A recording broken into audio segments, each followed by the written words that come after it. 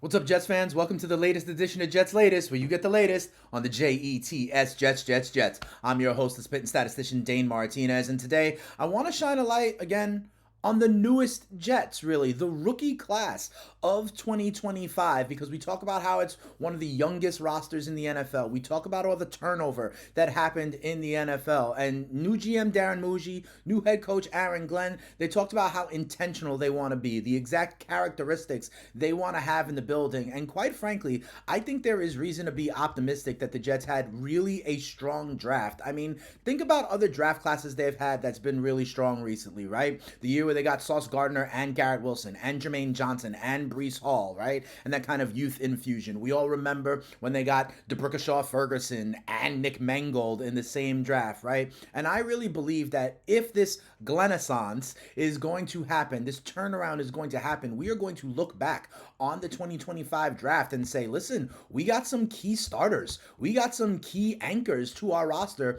in that draft. And quite frankly, let's start with the number one pick we had at 7 overall, Arman Meu, who, by the way, I picked here on Jets Latest, saying was going to be the first round pick. And by all accounts, he is looking very good at camp. Listen to what Quinnen Williams, before missing time with the calf injury, had to say about Meu, saying that he was ahead of most rookies and like how strong he was. Check this out. Quinnen Williams goes, I've gone up against him already a couple of times. He's extremely strong. Extremely strong. Probably one of the strongest people on the team. Him going against Will McDonald and challenging Will to be better, because I feel that Will can be a 15 to 20 sack person in this league. So Arman is challenging him to be better, and Will is also challenging him because he has to stop that guy. Membu is coming out and working every single day and leaning on the D-line to help him get better every day, just working his butt off when it comes to down to his technique. He is light years ahead of a lot of rookie O-linemen I have played against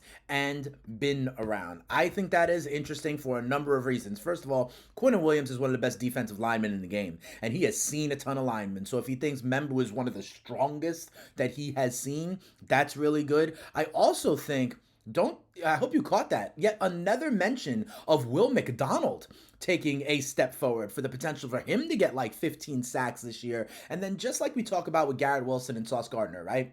Iron sharpens iron, and how they're getting after it every day working, and how I think it was interesting. He said Membu's leaning on the D line to understand from that vantage point, right? And obviously, as we all know, Membu had great stats at Missouri, right? His PFF grade, allowing only 3 sacks in 3 years, had great athletic scores at the combine in Indy, right? Was drawing comparisons to like all pro kind of Philadelphia Eagles tackle Jason Peters by being so big, so strong, and yet still agile. So I think that is definitely good news. But if you've been here with Jets Latest, you know that not only did I call Membu as the first round pick when some people were thinking Tyler Warren or a quarterback or something else, right? I also called the Jets' second round pick and said that it was going to be the tight end out of LSU, Mason Taylor. I said we'd get the O-lineman first, then the tight end. And that's exactly what we did. And by all accounts, we've got a good one. You know about the bloodline, right? In terms of Jason Taylor's son, Zach Thomas's nephew.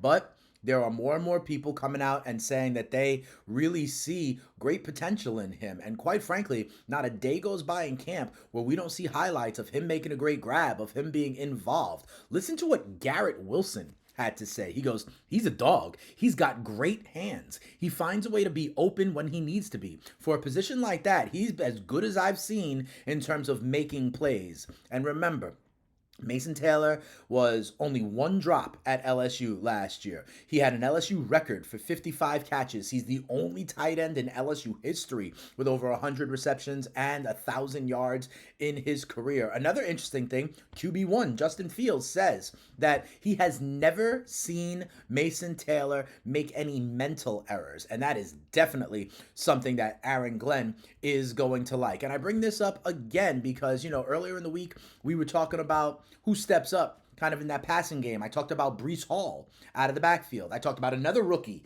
that we drafted out of Georgia, Arian Smith, really kind of impressing with that ability to take the top off the defense. But I really think Mason Taylor is going to be able to hit the ground running in the receiving game and be kind of a clutch third down, red zone kind of option for Justin Fields. And Aaron Glenn has even talked about him being impressed with his blocking ability early on and understanding that. So really more praise for these rookies. Our first round pick, Arman Meu, our second round pick, Mason Taylor.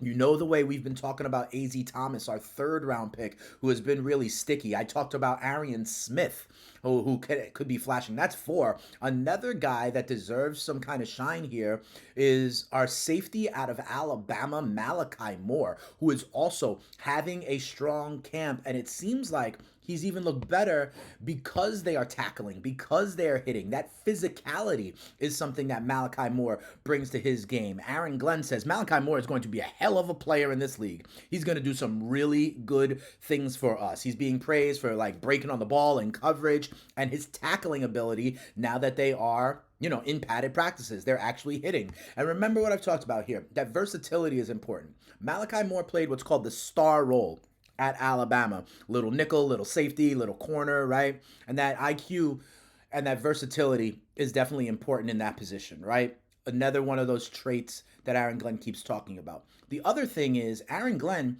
had Brian Branch with the Detroit Lions in that secondary. Strong guy. And he also played that same quote-unquote star role at Alabama, right? And he leaned on Branch's thoughts. Branch told Aaron Glenn that, Malachi Moore is a dog. He is a guy you got to get. And that is showing up as well.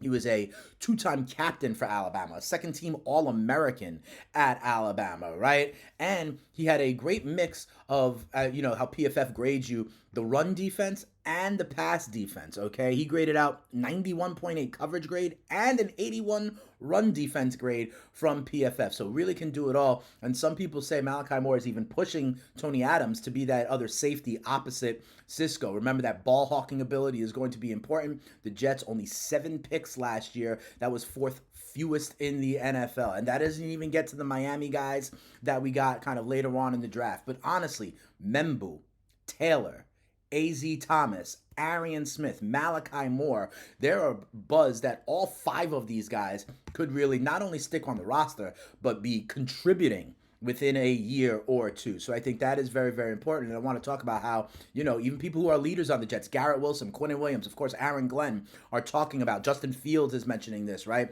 How these rookies are really showing up and showing out. So that'll do it for this episode here of Jets Latest. Remember, watch these videos, like these videos, subscribe to the channel, and as always, tell a Jets fan friend to tell a Jets fan friend. I really appreciate the way you guys are engaging with me here on the channel. And also, as we grow this channel, I'm really excited to see that people, I'm in the New York area, right, where the Jets fans are, but I'm really excited to see that people from far and wide are plugged into Jets Latest. Like we had a guy from Germany the other day checking in, and check this out. Old Dave, a regular, big shout out to Old Dave, goes, good morning from sunny California, all the way on the other coast, right? Kenneth B. Ken, another regular, shout out to you, says Aaron Glenn's a two-dret. He wanted this responsibility. We're going to be talking about that more this week, but he goes, I'm from Texas. Moved to Texas from New York over 22 years ago. Still love the Jets. Big shout out. So we got the East Coast. We got the West Coast. We got down south. We got across the pond. And then Cindy Sturgis, 7127, says, good morning from Missouri and home of running back Isaiah Davis. Actually the same town. So I'm really thankful that people from all over the country and heck, even outside of the country are tuning in to Jets Latest as the place to get your insights, your analysis, quotes, stats about the green and white as we get going into training camp with a preseason game this weekend. So I really do appreciate it. And as always, tell a friend to tell a friend. But if you want to hear more from me, I say it all the time. I am also the host of the FTN Fantasy Show over on SiriusXM channel 87 with fantasy football drafts ongoing. That is a great website with a lot of tools, a lot of data, rankings, all sorts of stuff. And then I host a show. You can call in. You could always feel free to hit me up on Twitter or X at Spittin' Speeds. Hit me up in the comments. Ask your fantasy questions. I've come to this work doing that as well, okay? But if you just want the green and white, we will be here every day as we roll on in training camp, giving you the real with the Jets, Jets, Jets. So that'll do it for this episode. For now, we out of here. Peace.